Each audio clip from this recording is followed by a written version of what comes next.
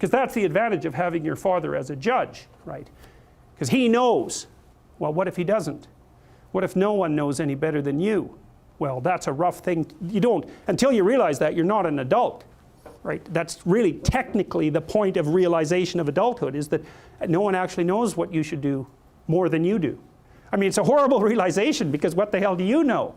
It's a terrible realization, and people will often pick slavery, permanent slavery, to the spirit of the great father, let's say, over that realization, and it's completely understandable. But the problem with it is that there's more to you than you think, and so if you continue to hide behind that figure, then you never have a chance to understand that there's more to you than you think, far more to you than you think. Maybe there's enough to you so that you can actually withstand the threat of mortality without collapsing. Maybe even withstand the threat of malevolence without collapsing. Who knows? It's certainly possible.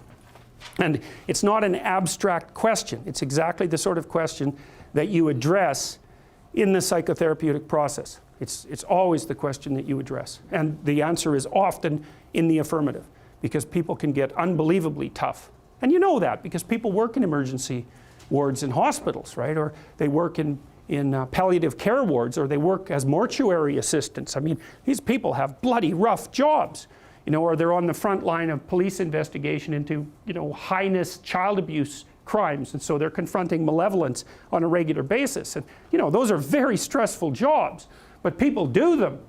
And some people do them without even being damaged by them, although that's a harder thing, because you can see horrible things, you know, things you'll never forget.